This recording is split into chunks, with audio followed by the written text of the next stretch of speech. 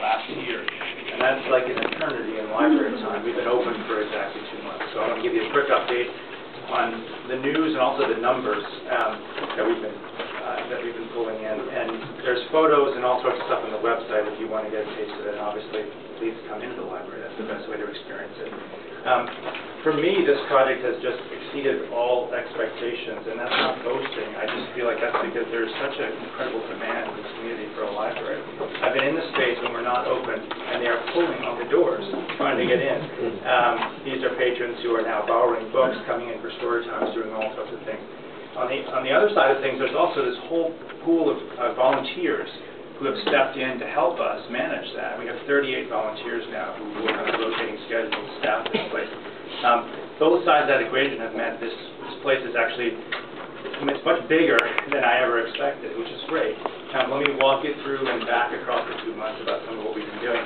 In the first week, it was really clear that everyone wanted to borrow books, which is not something we actually were going to do. We're going to focus on programming. And Amy Chung, I wish she was here, actually is responsible for creating a system. She worked with the library students to actually have us circulate. So as of the first week, we began circulating the books. Part of that reason was the demand, and also because, as you can see, we got a tremendous number of donations, over 5,000 books donated. So as of today, when we open, we probably will hit 1,000 books. We're at 994 books circulated that we've circulated. People get library cards, they sign up, and that process also helps us gather information about their interest in the library and where they're coming from, and I can share some of that with you in a minute. We also ramped up our staffing with the help of the Golden Age Center. Mrs. Yu works 20 hours on a federal work grant, and she has been phenomenal. She's been all over the library, and I love working with her. I'm there with her every day.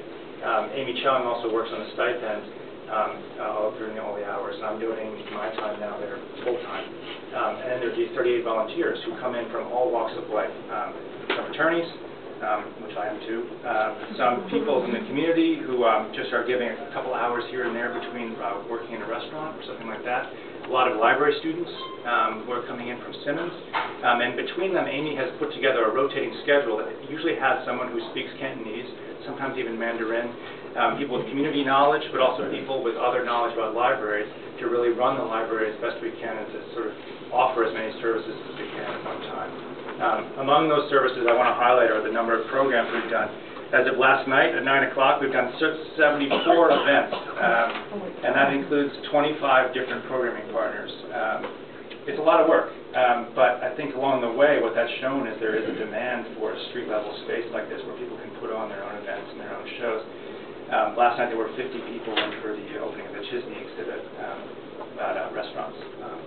So some of those are familiar faces, those partners. BCNC is there. A lot of you people are here. ACDC is there all the time, Alex.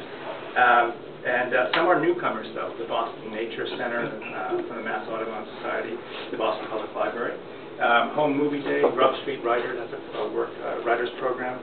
The Papercut Zine Library. These are new faces in Chinatown. I think they're interested in staying and hopefully working with some of you to continue the programs that they're doing. They've used us for translation to translate both literally the events they do, but also culturally to this environment and try to bring their programs to the neighborhood. So I think a lot of them are interested in staying, and we'll be finding ways to maybe pair them up with some of you to keep that work going. Data-wise, the library cards have been a really rich source of information. It's all anonymously recorded, but I provided some of it there for you. 446 cards. We'll probably hit 500 by the end of the week. That means we know a tremendous amount about the people who are coming. And so part of that, what we notice is that a majority of them are women, actually, who are signing up. And a lot of those people are signing